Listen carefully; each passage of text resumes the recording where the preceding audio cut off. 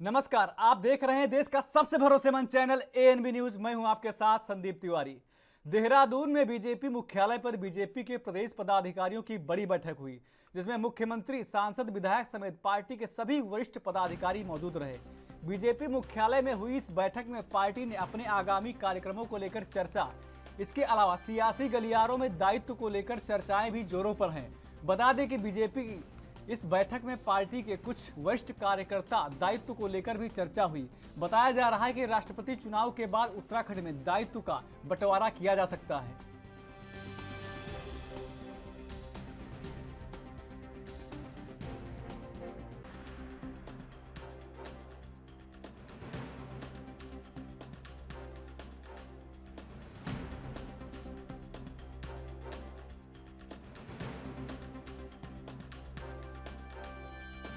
Meeting की गई।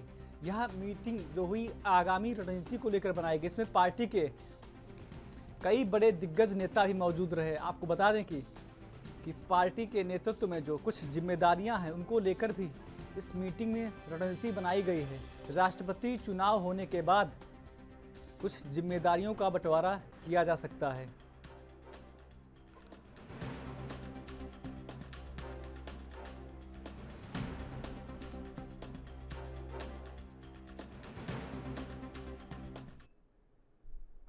वहीं एनडीए के राष्ट्रपति पद की उम्मीदवार द्रौपदी मुर्मू राजधानी देहरादून पहुंची। वहीं इस दौरान जौली ग्रांट हवाई अड्डे पर द्रौपदी मुर्मू का उत्तराखंड के मुख्यमंत्री पुष्कर सिंह धामी और हरिद्वार के भाजपा सांसद रमेश पोखरियाल निशंक ने स्वागत किया। वहीं मुर्मू सीधे एयरपोर्ट से शहीद स्थल पहुंचकर उत्तराखंड के आंदोलनकारियों और शहीदों को पुष्पांजलि अर्पित की। इसके बाद राष्ट्रपति पद की उम्मीदवार द्रौपदी मुर्मू सीएम आवास स्थित सेवा सदन में भारतीय जनता पार्टी के विधायकों और सांसदों के साथ और बसपा और निर्दलीय विधायकों से भी मुलाकात की।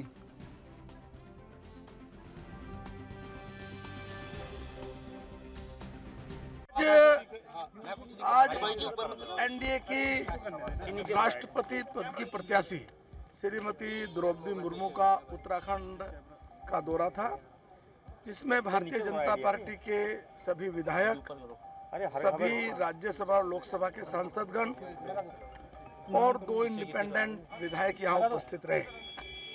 आज सभी विधायकों ने एक मत के साथ देश के प्रधानमंत्री नरेंद्र मोदी जी, भारतीय जनता पार्टी के राष्ट्रीय अध्यक्ष श्रीमान जेपी नड्डा जी को और एनडीए के सभी वरिष्ठ नेताओं को धन्यवाद दिया कि आपने देश की आज़ादी के बाद प्रथम बार एक आदिवासी महिला को राष्ट्रपति पद का प्रत्याशी बनाया है। और साथ साथ ये भी आश्वस्त किया कि उत्तराखंड राज्य से भारतीय जनता पार्टी के सभी विधायक और सांसद और जो हमारे 2 इंडिपेंडेंट हैं और 2 बहुजन समाज पार्टी के, उनसे भी हमने निवेदन किया है कि आप भी, चूँकि उत्तर प्रदेश की जो पूर्व मुख्यमंत्री है, बहुजन समाज पार्टी की राष्ट्रीय अध्यक्षा, उन्होंने भी मुर्मू जी के लिए कहा है, तो आप भी यहाँ हमें समर्थन करेंगे। तो आज इस आशा और उम्मीद के साथ हमने द्रौपदी मुर्मू जी का भव्य स्वागत किया, अभिनंदन किया और उनको आश्वस्त किया कि उत्तराखंड राज्य से एक अच्छे मार्जिन से आप। राष्ट्रपति पद की उम्मीदवार द्रौपदी मुर्मू ने मुख्यमंत्री आवास में उत्तराखंड बीजेपी के सभी वरिष्ठ नेताओं के साथ ही अन्य पार्टी नेताओं से भी मुलाकात की और अपने पक्ष में मतदान करने का निवेदन किया। कार्यक्रम में मुख्यमंत्री पुष्कर सिंह धामी और केंद्रीय मंत्री गजेंद्र सिंह शेखावत भी मौजूद रहे। इस मौके पर केंद्रीय मंत्री शेखावत ने कहा कि हमने सभी सहयोगी दलों से अपील की है कि वो द्रौपदी मुर्मू को राष्ट्रपति पद तक पहुंचाने में हमारा सहयोग करें।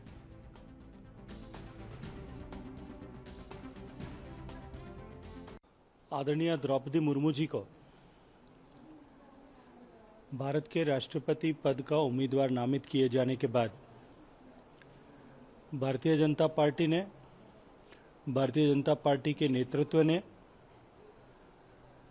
एनडीए के सभी घटक दलों के नेताओं और साथ साथ में हमारे सारे ऐसे समर्थक दलों के नेताओं से भी आदरणीय द्रौपदी मुर्मू जी को प्रत्याशी के रूप में समर्थन दिए जाने के लिए अनुरोध किया था, अपील की थी, बातचीत की थी।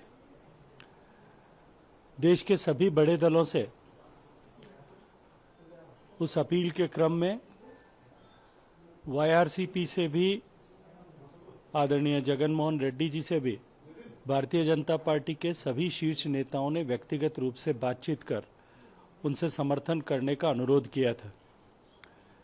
अन्य सभी दलों के नेताओं के साथ साथ में वाईएसआरसीपी के फ्लोर लीडर भी आदरणीय द्रौपदी मुर्मू जी के नामांकन के समय वहां उपस्थित थे। मुझे संज्ञान में आया है कि एक अखबार में भारतीय जनता पार्टी के एक राष्ट्रीय पदाधिकारी के रेफरेंस से इस तरह की खबर छपी है, लेकिन मैं आग्रहपूर्वक कहना चाहता हूं कि भारतीय जनता पार्टी का उस खबर और उस विचार से कहीं कोई वास्ता नहीं है। किस संदर्भ में लिखा गया है, किस संदर्भ में उन्होंने कहा था, ये उनका व्यक्तिगत विचार शायद हो सकता है, लेकिन पार्टी का इससे कोई वास्ता नहीं है। हमने सभी सहयोगी दलों से अनुरोध किया है कि वो एक आदिवासी परिवार की बच्ची को, एक बेटी को देश के सर्वोच्च पद पर पहुंचाने के जो मार्ग माननीय प्रधानमंत्री जी, भारतीय जनता पार्टी के राष्ट्रीय अध्यक्ष और शीर्ष नेतृत्व। उत्तराखंड पूर्व मुख्यमंत्री और महाराष्ट्र के राज्यपाल भगत सिंह कोश्यारी हरिद्वार पहुंचे। वह हरिद्वार आने के बाद वह कनखल स्थित जगत गुरु आश्रम पहुंचे, जहां उन्होंने जगत गुरु राज राजेश्वर से मुलाकात कर आशीर्वाद लिया। वहीं भगत सिंह कोश्यारी ने पीठाधीश्वर कैलासानंद गिरी से भी मुलाकात कर आशीर्वाद लिया। आपको बता दें कि उत्तराखंड के पूर्व मुख्यमंत्री और महाराष्ट्र के राज्यपाल भगत सिंह कोश्यारी भ्रमण पर हैं, जहां कई संतों से मुलाकात करने के बाद आशीर्वाद लेंगे और शिष्टाचार भेंट करेंगे। इसी दौरान ऋषिकेश के लिए रवाना हो जाएंगे।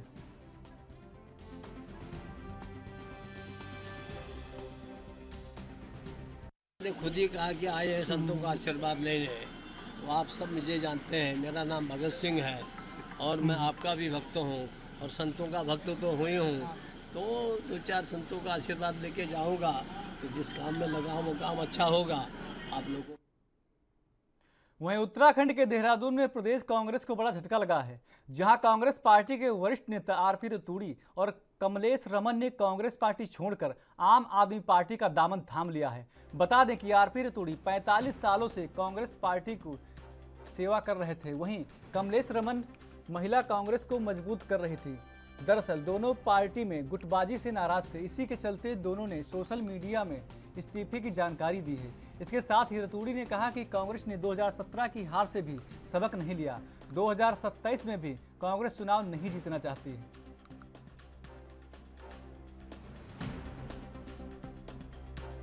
कमलेश रमन जी हमारे कांग्रेस के बहुत वरिष्ठ नेता हैं और डॉक्टर आरपी रतूड़ी जी हमारे कांग्रेस के बहुत महत्वपूर्ण पदों में भी रह चुके हैं और कमलेश रमन जी यहाँ महानगर कांग्रेस की अध्यक्ष रही हैं। अभी वर्तमान में वो महिला कांग्रेस की प्रदेश उपाध्यक्ष भी हैं। अभी डॉक्टर आरपी रतूड़ी जी से सुबह मेरी टेलीफोन में बात भी हुई है। पार्टी के अंदर छोटी मोटी बातें होती रहती हैं। डॉक्टर रतूड़ी जी की कोई मांगे होंगी, कोई बात होगी जिससे वो आहत होंगे, माननीय प्रदेश अध्यक्ष जी को भी इससे अवगत करा दिया गया है। मैं समझता हूं कि डॉक्टर आरपी रतूड़ी से बात करने के पश्चात इस बात को निपटा लिया जाएगा, क्योंकि हमारे कांग्रेस के लीडर हैं। अगर छोटी मोटी कोई बात होगी तो आपसी भाईचारे से आपस में बातचीत करके हम उसको निपटा। वहीं उत्तराखंड के हल्द्वानी में आम आदमी पार्टी की महत्वपूर्ण बैठक का आयोजन हुआ, जिसमें महिला मोर्चा का विस्तार किया गया। आम आदमी पार्टी की महिला कार्यकारी अध्यक्ष मंजू तिवारी ने बताया कि पूरे प्रदेश में 11 महिलाओं को जिम्मेदारी दी गई है, जो कि आने वाले समय में महंगाई, भ्रष्टाचार और महिलाओं की सुरक्षा को लेकर पूरे प्रदेश में आंदोलनरत रहेंगी। साथ ही आम आदमी पार्टी राज्य में आने वाले हर चुनाव में प्रतिभाग करेगी। उन्होंने कहा कि पार्टी अब राज्य के विभिन्न ज्वलंतशील मुद्दों को लेकर जनता के बीच पहुंचकर आगामी चुनाव में आम आदमी पार्टी की जीत सुनिश्चित करना पार्टी के पदाधिकारी और कार्यकर्ताओं का लक्ष्य रखा गया है।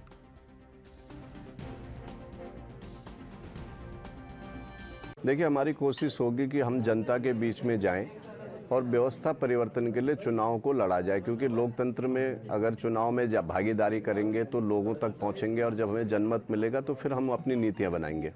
आज इसी कड़ी में हमने जो है कि उत्तराखंड में महिला मोर्चा का गठन किया है, जिसमें 3 कार्यकारी प्रदेश के अध्यक्ष बनाए हैं और 3 उपाध्यक्ष बनाए हैं, एक संगठन महासचिव बनाया है, एक संगठन समन्वयक बनाए हैं, और 3 प्रदेश सचिव बनाए। अब इन महिलाओं की ड्यूटी है कि इनको अपने अपने क्षेत्र में प्रभार दे करके ये आगे जिलाध्यक्ष और उनका गठन करेंगे। संगठन में विस्तार कब तक किया जा रहा है? प्रदेश अध्यक्ष कब तक बनने वाले हैं? किस तरीके से मिलेगा? प्रदेश अध्यक्ष के लिए भी करीब माननीय प्रभारी जी या केजरीवाल साहब से हमारी मुलाकात। आज महिलाओं को बहुत जिम्मेदारी दी है हमारे राष्ट्रीय संयोजक केजरीवाल जी ने, जो दिल्ली के मुख्यमंत्री हैं, हमारी प्रभारी जी ने, मोहनिया जी ने, और हमारे शिशुपाल जी जो हमारे साथ हैं अभी। और महिलाएं आधी आबादी इस देश की है और विशेषकर उत्तराखंड जो राज्य है वो महिलाओं पर आधारित है। इसलिए हम अधिक से अधिक महिलाओं को जोड़ेंगे और जनता तक इन जन विरोधी नीतियों को उनके घर घर तक पहुंचाएंगे, क्योंकि आज महंगाई चरम सीमा पर है, बेरोजगारी है, भ्रष्टाचार है, महिलाओं की सुरक्षा नहीं है। आज देवभूमि में भी दुष्कर्म हो रहे हैं, आपको पता है, आए दिन दुष्कर्म हो रहे हैं, छोटे छोटे बच्चों के साथ घरेलू हिंसा, बलात्कार, ऐसी सरकार के नाक के नीचे ये काम हो रहे हैं। तो इस प्रकार से हम जो जन विरोधी नीतियां हैं हम जनता तक ले जाएंगे और लोग बहुत परेशान हैं, कर्ज लेकर घर चला रहे हैं। भारतीय जनता पार्टी अपने मुद्दों से भटक गई। वहीं हल्द्वानी में कांग्रेस प्रदेश प्रवक्ता दीपक बलुटिया ने राज्य सरकार पर खनन प्रेमी होने का आरोप लगाया है। लालकुआं के देवरामपुर क्षेत्र में एलिफेंट कॉरिडोर में खनन की परमिशन दिए जाने पर सवाल उठाते हुए दीपक बलुटिया ने कहा कि इस सरकार को बेरोजगारी, महंगाई नहीं दिखाई देती, बल्कि सरकार का ध्यान केवल खनन में होता है, जिसका ताज़ा उदाहरण एलिफेंट कॉरिडोर में खनन की परमिशन देना है। इसके लिए कई नियम और मानकों को ताक पर रखा गया है। उन्होंने कहा कि अगर सरकार ने प्रतिबंधित क्षेत्र से खनन करने का काम बंद नहीं किया तो कांग्रेस हाईकोर्ट जाने के लिए बाध्य होगी।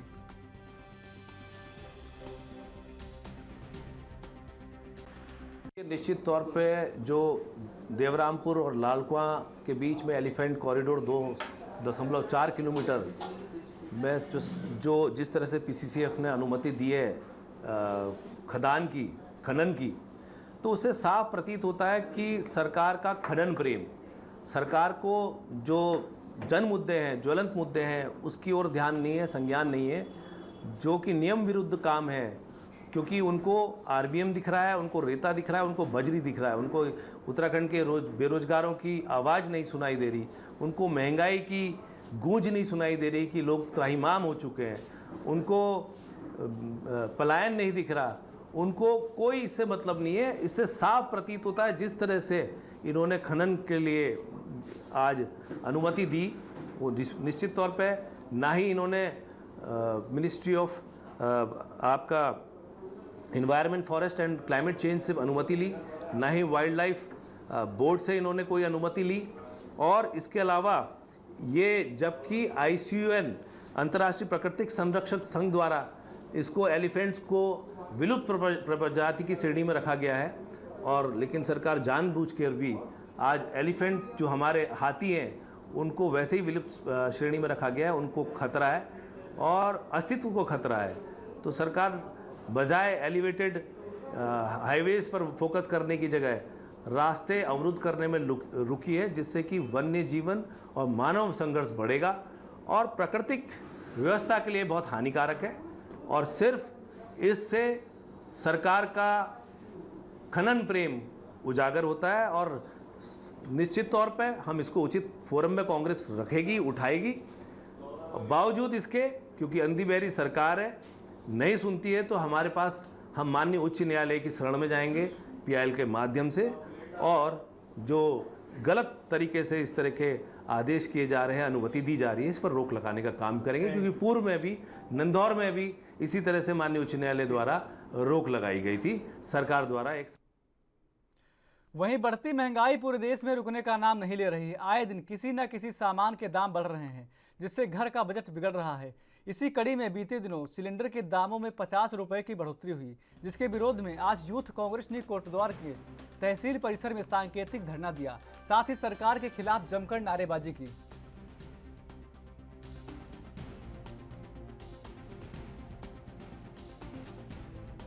मोदी सरकार के द्वारा बार बार महंगाई को बढ़ाया जा रहा है, गैस सिलेंडर के दाम बढ़ाए जा रहे हैं, महंगाई दिन प्रतिदिन बढ़ती जा रही है। कोटद्वार की बात करूं तो कोटद्वार हॉस्पिटल में पिछले कुछ दिनों पहले 18 लोगों को हॉस्पिटल से हटाया गया है और स्वास्थ्य सेवाएं बिल्कुल चरमरा गई हैं। कोटद्वार के अंदर जो भी मशीनें हैं वो सब काम नहीं कर रही हैं, सरकार इस ओर ध्यान नहीं दे रही है। तो महंगाई को लेकर और स्वास्थ्य सेवाओं को लेकर जो मूलभूत जो जरूरत के जो मुद्दे हैं जनता के, उनको लेकर आज कांग्रेस का फिर से यूथ कांग्रेस का यहाँ पे धरना पड़ा। वहीं उत्तराखंड के रामनगर क्षेत्र में हो रही बिजली कटौती के विरोध में कांग्रेस कार्यकर्ताओं ने ऊर्जा निगम के कार्यालय में प्रदर्शन किया। वहीं साथ ही प्रदेश सरकार और स्थानीय विधायक के खिलाफ जमकर नारेबाजी की। साथ ही उन्होंने क्षेत्र में लगातार हो रही बिजली कटौती को बंद करने की मांग भी की है। मांगे पूरी न होने पर प्रदेश भर में उग्र आंदोलन करने की चेतावनी भी दी है। कैटेगरी को कम कर दिया गया। पहले ये उच्च कैटेगरी में था तो कटौती नहीं होती थी, अब इसको की कैटेगरी घटा दी गई है। तो ये एबुज नगरी बेबुज राजा, टका सिर भाजी टका सिर खाजा वाली कहावत इस राज्य में हो रही है। शहरों को बड़ा, वैसे तो कह रहे हैं देश विकास कर रहा है, अगर देखा जाए तो अडानी ही विकास कर रहा है, अब तो अंबानी भी नहीं कर रहा है। अडानी दुनिया के 6ठे नंबर का अमीर हो गया है हमारे बैंकों का 75,000 करोड़ रुपया लेकर के, और जिस दिन भागेगा देश की अर्थव्यवस्था की हालत श्रीलंका से भी बदतर होगी। तो कह रहे हैं देश आगे बढ़ रहा है, रामनगर को पीछे क्यों किया जा रहा है? ये सरकार और यहाँ के जनप्रतिनिधियों को, जो यहाँ से चुने हुए सांसद हैं, जो यहाँ से चुने हुए विधायक हैं, उनको जवाब देना चाहिए कि जब देश आगे बढ़ रहा है तो रामनगर पीछे क्यों जा रहा है। और देहात जो ग्रामीण क्षेत्र हैं जहाँ किसान सफर कर रहे हैं वहाँ कटौती क्यों की जा रही है। सरकार का तुर्रा ये है विधानसभा के अंदर भी कि हम कटौती नहीं कर रहे हैं। आज भी किसी विद्युत अधिकारी से बात करो, वो कहता है साहब कटौती के आदेश नहीं है, लिखित मौखिक आदेश आता है कि बिजली काट दो। बिजली हमारे पास है ही नहीं। जबकि हालत ये है, काशीपुर में गैस का प्लांट लगा हुआ है जो कांग्रेस के समय में उत्पादन कर रहा था बिजली का, लेकिन पिछले कई सालों से वो बंद पड़ा है, उसको कोई चलाने वाला नहीं। वहीं केंद्रीय रक्षा पर्यटन राज्य मंत्री अजय भट्ट ने डॉक्टर एपीजे अब्दुल कलाम सभागार में जिला विकास समन्वय और निगरानी समिति की बैठक ली। उन्होंने लोक निर्माण विभाग की समीक्षा के दौरान बैठक में अनुपस्थित अधिशासी अभियंता खटीमा मोहन चंद्र पलडिया, अधिशासी अभियंता रुद्रपुर विनोद कुमार डोबरियाल एवं अधिशासी अभियंता काशीपुर अरुण कुमार को स्पष्टीकरण जारी करते हुए 1 दिन का वेतन रोकने के निर्देश दिए हैं।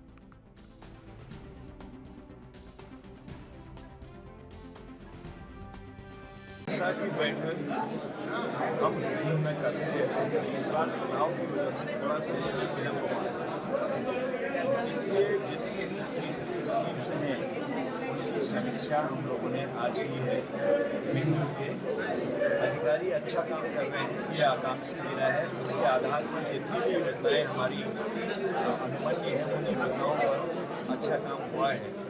साथ में हमारा 75 साल आज़ादी के पूरे हो रहे हैं, अमृत महोत्सव हम मना रहे हैं, तो अमृत सरोवर 75 हम हर जिले पर बना रहे हैं। उसमें भी बहुत अच्छी यहाँ पर प्रोग्रेस हुई है और प्रधानमंत्री ने जितनी भी योजनाएं यहाँ पर चलाई हैं देश के लिए चलाई है, और जो केंद्रीय योजनाएं हैं कई उनकी समीक्षा में भी जिले ने अच्छा।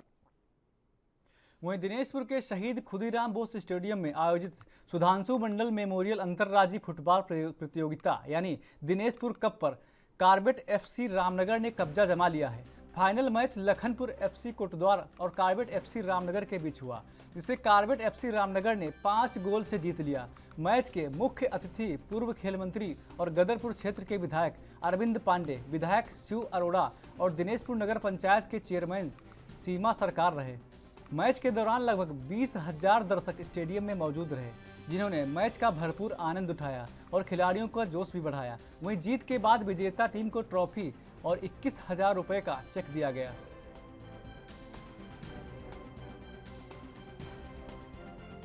और नई उम्र के बच्चे हमारे गलत दिशा में ना जाएं, नशे में लिप्त ना हो, इसी नाते खेलों को बढ़ावा दिया गया है।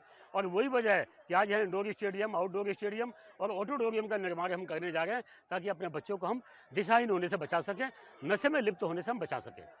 है लेकिन आज अगर हम मैदान में देख रहे हैं जिस प्रकार युवा उत्साह से आया, खेल के प्रति उसकी रुचि है, तो निश्चित रूप से खेल एक ऐसा माध्यम है जो युवाओं को सारी बुराइयों से दूर कर सकता है और जो नशा स्पेशली चल रहा है, ड्रग्स चल रही है, उससे दूर करने में खेल का बहुत बड़ा योगदान हो सकता है। ये एक लड़ाई है अच्छाई और बुराई की, हमेशा चलती रहती है, संस्कारों की और बुराइयों की। First of all committee sir बहुत बढ़िया थी, thank you all the crowd support sir. जो भी ये ग्राउंड अरेंजमेंट था, शायद उत्तराखंड में फर्स्ट बार हो रहा होगा। उत्तराखंड में जो भी लाइटिंग थी, ये सब थी, शायद उत्तराखंड में फर्स्ट टूर्नामेंट होगा जहाँ नाइट में मैच हो रहे होंगे। और जो सारी फैसिलिटी थी, वाटर्स, ग्लूकोज, एवरीथिंग सर बहुत अच्छा था।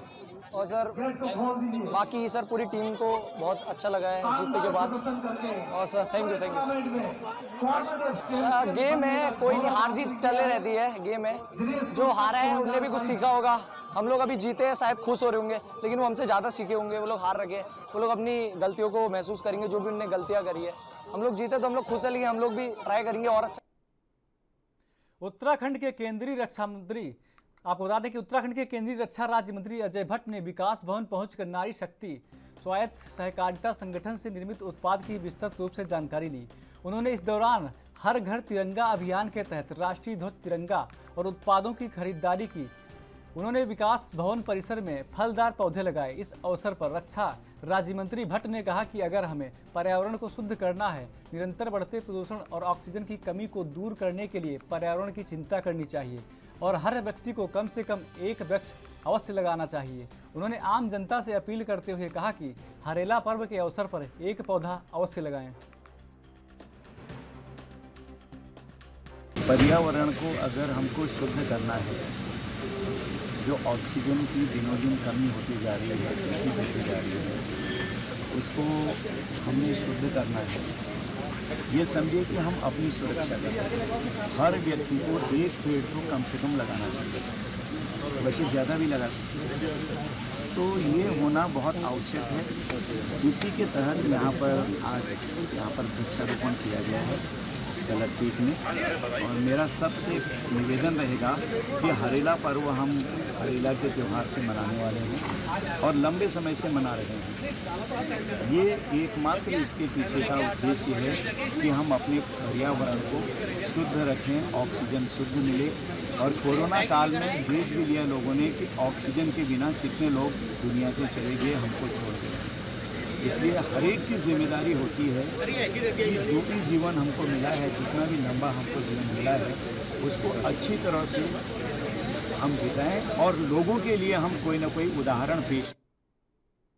उत्तराखंड के सितारगंज में आज सामुदायिक स्वास्थ्य केंद्र में राष्ट्रीय स्वास्थ्य मिशन के अंतर्गत जनसंख्या स्थिरीकरण पखवाड़ा कैंप का उद्घाटन ब्लॉक प्रमुख कमलजीत कौर द्वारा किया गया। वहीं आपको बता दें कि इस उद्घाटन समारोह में सामुदायिक स्वास्थ्य केंद्र के समस्त डॉक्टर्स मौजूद रहे। वहीं स्वास्थ्य केंद्र के मुख्य चिकित्सक अधिकारी ने बताया कि जनसंख्या स्थिरीकरण पखवाड़ा कार्यक्रम 11 से 24 जुलाई तक चलेगा। इसमें शक्ति फार्म क्षेत्र से आपको बता दें कि 12 जुलाई और 14 जुलाई को कैंप लगाया जाएगा। इसी क्रम में नानक मत्ता के सामुदायिक स्वास्थ्य केंद्र में 19 जुलाई और 21 जुलाई को परमानेंट विधियों के अंतर्गत नसबंदी शिविर का जो आयोजन है वो भी किया जाएगा। वहीं साथ ही फैमिली प्लानिंग, काउंसलर, नसबंदी और परिवार नियोजन से संबंधित जानकारी भी लोगों को निःशुल्क देने का काम करेंगे।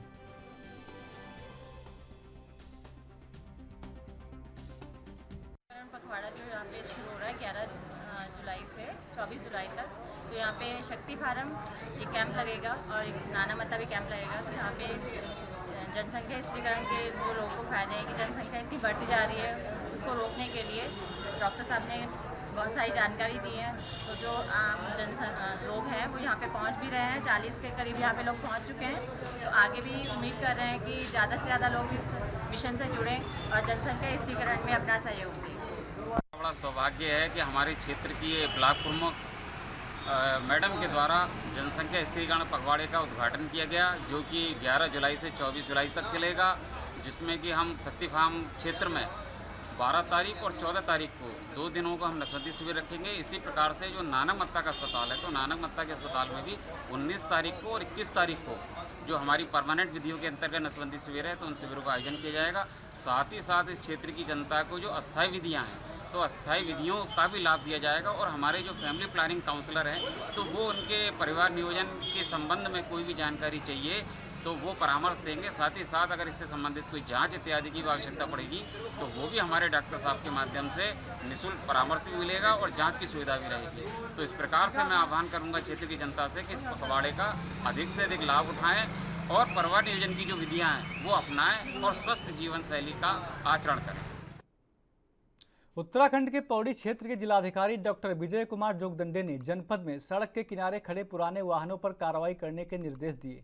जिलाधिकारी डॉक्टर विजय कुमार जोगदंडे ने कहा कि जनपद से संबंधित नगरपालिका, नगर निगम, पीडब्ल्यूडी विभाग अपने क्षेत्र के अंतर्गत कार्रवाई करते हुए सड़क किनारे खड़े पुराने वाहनों को सुरक्षित स्थानों पर शिफ्ट करने का काम करें। यदि किसी विभाग से लापरवाही बरती जाती है तो उस विभाग का उत्तरदायित्व सुनिश्चित किया जाएगा।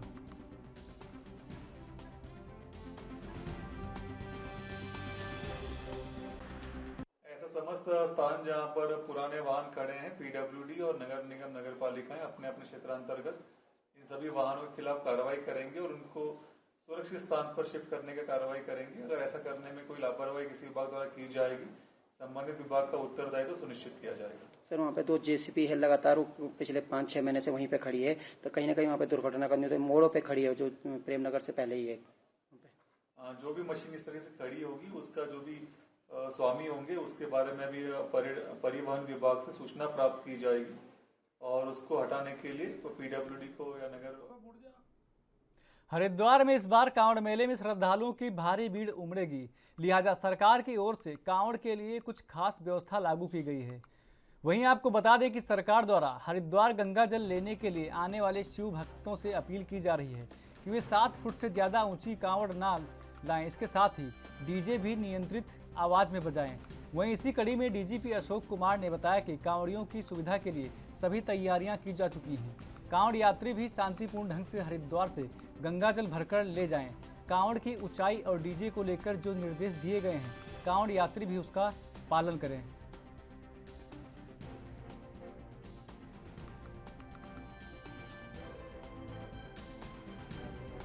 अभी भी व्यवस्था यही की है कि 7 फुट से लंबी कांवड़ न रखी जाए और बाकी में भी हमारा ओवरऑल प्रयास है कि ऐसा हम काम करें औरों को असुविधा न हो। सब कुछ भी करते तो नियंत्रित ढंग से करें। डीजे को लेकर किस तरह का कोई प्रॉब्लम है? कोई अभी यही प्रयास होगा कि वो नियंत्रित ढंग से उसको करें। अगर कोई नहीं करते तो फिर हमें बड़ा और।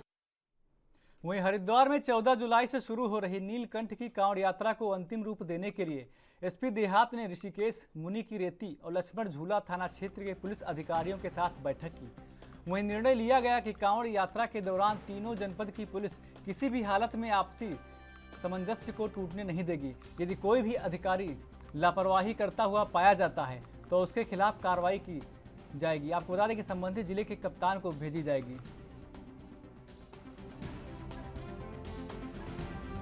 चूँकि अब कांवड़ मेला हमारा स्टार्ट हो रहा है 14 जुलाई से, जो 26 जुलाई तक चलता है, जिसमें बहुत ज़्यादा श्रद्धालुओं का आगमन रहता है और चूँकि ऋषिकेश से ही ये रूट नीलकंठ के लिए जाता है, तो उसी की आज चर्चा करने के लिए ट्रैफिक प्लान और पार्किंग वगैरह कहाँ रहेगी, तो उसकी एक मीटिंग की गई थी जिसमें टिहरी जनपद के भी ऑफिसर्स और पौड़ी के भी ऑफिसर्स और फिर हमारे यहाँ देहरादून के, ऋषिकेश के सारे ऑफिसर्स थे, तो उनसे आपस में विचार विमर्श किया।